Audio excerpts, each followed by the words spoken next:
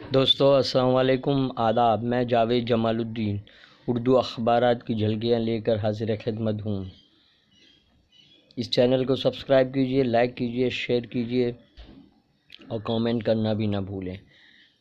آج 6 جنوری 2019 کے بیشتر اخبارات نے بابری مسجد مقدمے کے سلسلے میں سرخی لگائی ہے، جبکہ چند ایک نے یو پی میں مایاوتی اور اکھلیش کا اتحاد، کانگریس شامل نہیں۔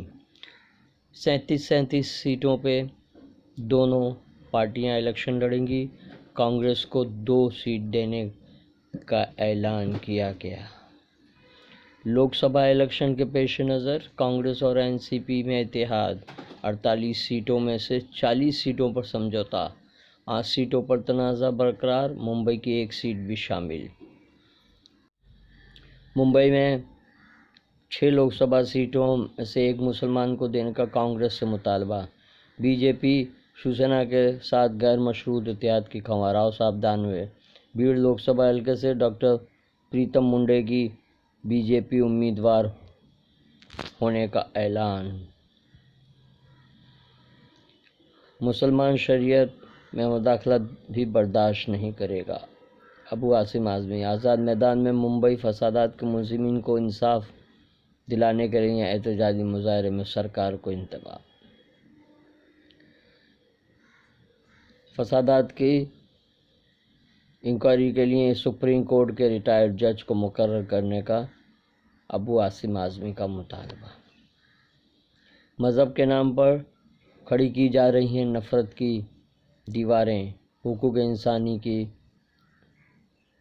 ایمنسٹی کے ویڈیو پر سینئر اداکار نے کہا کہ انصاف کے لیے کھڑے ہونے والوں کو جیل میں ڈالا جا رہا ہے، قتل کیا جا رہا ہے۔ دہلی سے گرفتار مزید ایک ملزم کو 12 دنوں کی پولیس تحویل، 3 ماہ کے اندر تحقیقات مکمل کرنے کا مطالبہ۔ منوج جوشی کے صاحبزادے بینک کا قرض 900 کروڑ روپے ادا نہ کرنے پر پروجیکٹ کوہ نور اسکائر چھین لیا گیا۔ روزنامہ سہارا نے آئین بمقابلہ روایت کے عنوان سے کیرالہ میں سبری مالا مندر میں خواتین کے داخلے کے سلسلے میں پیدا شدہ تنازع کے بارے میں اداریہ تحریر کیا ہے۔ کشمیر میں برف باری سے نظام زندگی درہم برہم۔ بھاری برف باری کے باعث وادی کا بیرون دنیا سے رابطہ منقطع۔ سری نگر میں ایک ہی کنبے کے 5 اراکین کی دم گھٹنے سے موت واقع۔ روزنامہ سہارا کے اداریاتی صفحے پر ڈاکٹر اسد رضا کا بے باک قلم۔ انسانی حقوق کی پامالیوں میں سرفہرست ملک اسرائیل۔ بمبئی کے کشور اسد اخبار اردو ٹائمز میں آج کل کالم کے تحت فاروق انصاری نے بی جے پی لیڈر کی شرانگیزی، کیا ان کا بیان شرانگیز نہیں؟ نوٹ بندی کر کے بھی چین نہ پائیں، اس عنوان سے اپنا کالم تحریر کیا ہے۔ بابری مسجد کے سلسلے میں معصوم مراد آبادی کا ایک تعزیتی مضمون، ایودھیا کا تنازع اور سپریم کورٹ شائع کیا گیا۔ دلیپ کمار سائرہ بانو کی جانب سے بلڈر کو 200 کروڑ روپے کے ہرجانے کا نوٹس۔ اس معاملے میں مودی اور فڑنویس کی جانب سے کوئی پہل نہیں کی گئی، جس سے تنگ آ کر بلڈر کو سائرہ بانو نے نوٹس جاری کیا ہے۔ ہم بھی عدالت کے فیصلے کا انتظار کریں گے۔ بابری مسجد رام جنم بھومی تنازع پر ہندو فریقین بھی مسلمانوں کے ہم خیال، عدالت کے فیصلے کے سبھی منتظر۔ ساکیناکہ کی مسجد سے نشے کے خلاف مہم کا آغاز۔ روزنامہ ممبئی اردو نیوز کا خیرانی روڈ، جھریمری، اشوک نگر، گھاٹکوپر، سنجے نگر، کرلا کی مساجد سے اعلان۔ مہاراشٹر کے حجاج کرام کے لیے قرعہ اندازی کل۔ تمام ریاستوں میں کوٹے تقسیم۔ غیر محرم خواتین کے لیے 2279 کا کوٹا مختص کیا گیا۔ روزنامہ ممبئی اردو نیوز کی خبر کے مطابق دلیپ کمار کو مودی اور فڑنویس سے مدد نہیں ملی۔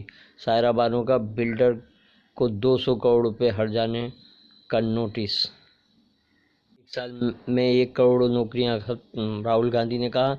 امبانی سے چوری کرا رہے تھے نریندر مودی، 4 اسٹال جل کر خاک۔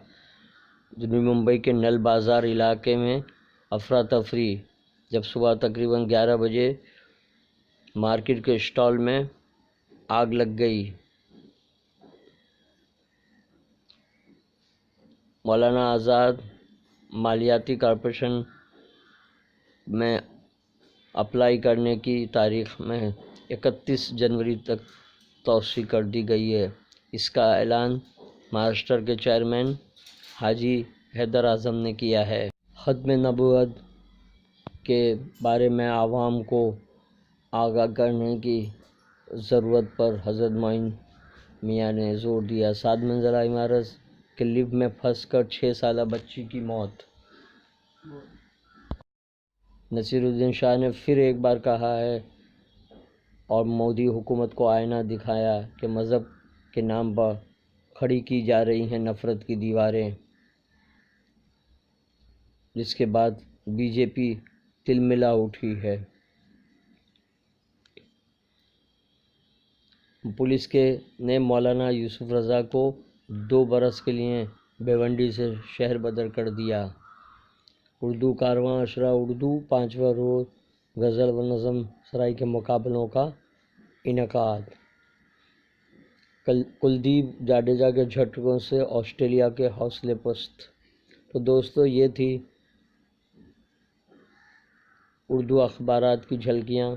کل پھر ملاقات ہوگی نئے ایپیسوڈ کے ساتھ انشاءاللہ۔ اللہ حافظ۔